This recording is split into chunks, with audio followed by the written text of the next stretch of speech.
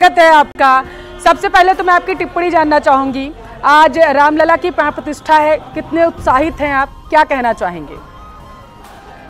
देखिए, पूरा देश उत्साहित है और भगवान प्रभु श्री राम की आज भव्य मंदिर में प्राण प्रतिष्ठा हो रही है। हम नतमस्तक है और निश्चित रूप से जो है हमारे आस्था के प्रतीक हमारे भगवान मर्यादा पुरुषोत्तम श्री राम, जिनके अनुकरण करते हुए हमने अपना जीवन व्यतीत किया है, आज उनका भव्य मंदिर का निर्माण हो रहा है। निश्चित रूप से मैं समझता हूँ, मैं ही नहीं पूरे देशवासी जो है आज उत्साहित है और सब के मन में खुशी है कि आज हमारे अयोध्या में प्रभु श्री राम विराजमान होंगे और निश्चित रूप से मार्गदर्शन देते रहेंगे। उनकी अनुकंपा से, उनके आशीर्वाद से हमारा देश जो है तरक्की करे, फले फूले, हमारे देश से जो है गरीबी मिटे, हमारे देश से अहिंसा मिटे और हम सब सत्य के मार्ग पर, उनके दिखाए मार्ग पर आगे चले।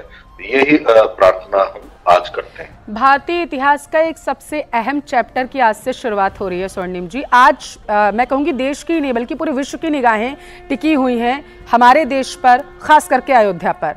जो आप बयान दे रहे हैं, कांग्रेस के अन्य नेताओं के बयान आपके बयान से मैच क्यों नहीं खाते? कांग्रेस के सभी नेताओं ने एक ही बात कही है और बार बार कही है और हमेशा कही है, आज से पहले भी कही है, सालों पहले भी कही है कि प्रभु श्री राम हमारे आस्था के प्रतीक हैं, हमारी आस्था है।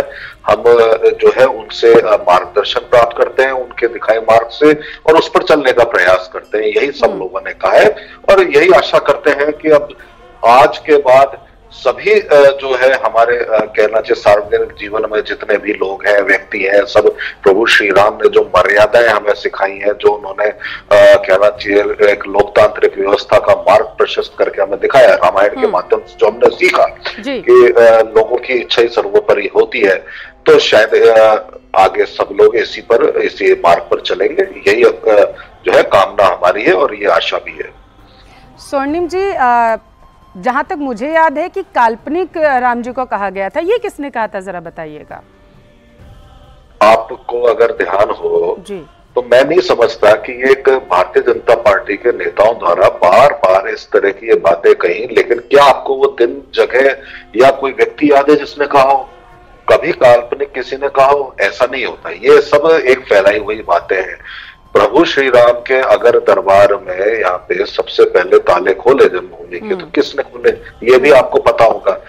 और दूसरी चीज, हमने एक ही बात कही है कि आस्था और विश्वास हमारा है, लेकिन इस पर हम राजनीति नहीं करना चाहते, कोई राजनीतिक बयानबाजी नहीं करना चाहते। सबसे बड़ी बात यह है कि आप बताइए कि भगवान के किसी भी कार्य में विधि, विधान और धर्म, इनकी बातें होती है, राजनीति की बात नहीं होती। जब राजनीति की बात करने कोई आता है तो थोड़ा सा अजीब सा लगता है। और आप जो आज कहना चाह रही है, तो मैं ये भी बता दूं, भारतीय जनता पार्टी ने ये मुद्दा कब उठाया? नहीं सर, मैं नहीं कहना चाह रही हूं, पहले तो नहीं उठाया। कोर्ट में एफिडेविट दिया गया था यूपीए की तरफ से, ये मैं नहीं कह रही हूं। नहीं, मैं ये नहीं कह रही हूं सर, ये मैं नहीं कह रही हूं। तो कांग्रेस के दिग्गज नेताओं की तरफ से कभी इस बारे में स्टैंड क्यों नहीं लिया गया? फिर अगर आप अभी सही है तो उस टाइम पे फिर वो जब बातें सामने निकल कर आई थी, तब उस जगह पे कौन सही था, जरा ये भी बताइएगा। मैंने बार बार कहा, हमारे तमाम नेताओं ने कहा, एक विषय ऐसा आप बताइए कि जहां पे क्या कांग्रेस पार्टी कभी किसी मुकदमे में हम पक्षकार थे? क्या कांग्रेस का कोई नेता पक्षकार था? तो ये एक जो भ्रांति फैलाई जाती है, इसको हम बार बार कह चुके हैं। और जबकि आज तो सरकार है, भारतीय जनता पार्टी का अगर नेता इस तरह की बात कहते तो एफिडेविट ला करके बता दे, सरकार ने अगर दिया हो तो एक कॉपी तो सरकार के पास होगी ना। चलिए ठीक है, अयोध्या कब जा रहे हैं स्वर्णिम जी, ये बता दीजिए, अयोध्या कब जा रहे हैं?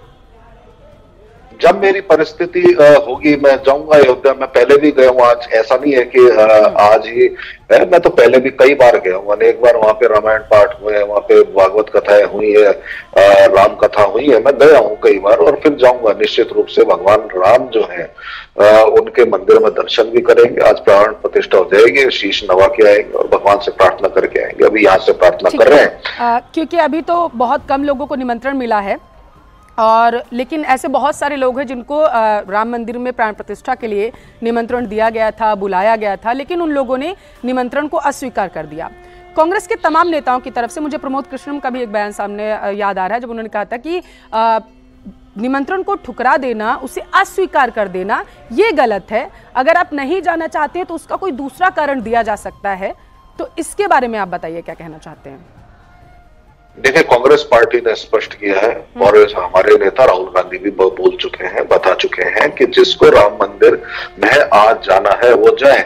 लेकिन मुझे एक चीज बताइए कि आप मुझे निमंत्रित करें और आपको निमंत्रित न किया जाए, ये कैसे हो सकता है? भगवान श्री राम तो सबके, कोई मेरे तो हो नहीं सकते और किसी अन्य व्यक्ति के नहीं हो सकते। लेकिन निमंत्रण से मंदिर नहीं जाया जाता। मंदिर तो आस्था से हम सब पहुंचते हैं, आप भी जाती होंगे, लेकिन सबको निमंत्रित नहीं मिलता। अब कोई ये तय करे कि आज ये लोग आएंगे और ये नहीं आएंगे, तो ये थोड़ा सा अजीब सी बात होती है। ये तो, और राजनीतिक जब एक कार्यक्रम चलता है तो राजनीतिक कार्यक्रम की बात थी, और हम जो है हम मंदिर भी जाएंगे, मंदिर में बीजेपी प्रवक्ता लक्ष्मीकांत जी हमारे साथ जुड़ चुके हैं। लक्ष्मीकांत जी, बहुत स्वागत है आपका। स्वर्णिम जी कह रहे हैं कि आप लोगों ने कुछ लोगों को न्योता दिया, कुछ लोगों को नहीं दिया, और यही कारण है कि इसकी वजह से कांग्रेस की तरफ से उस निमंत्रण को अस्वीकार कर लिया गया। उन्होंने कहा कि हम नहीं आएंगे। अभी जरा टिप्पणी दीजिएगा अपनी। जय श्री राम। हाँ। आज हर्ष और उल्लास का दिन है। 500 वर्षों की तपस्या सनातन की आज पूरी हो रही है। राम मंदिर का भव्य निर्माण हो रहा है और निर्माण के साथ आज प्राण प्रतिष्ठा हो रही है। इस प्राण प्रतिष्ठा में हिंदुस्तान का प्रत्येक नागरिक सहभागी बन रहा है। एक नई दिवाली, एक नई ऊर्जा के साथ हम हिंदुस्तानियों में हर्ष उल्लास का माहौल है। मैं समझता हूं आज के दिन पर कांग्रेस जिस प्रकार राजनीति कर रही है, यह राजनीति निंदनीय है। राम जन्मभूमि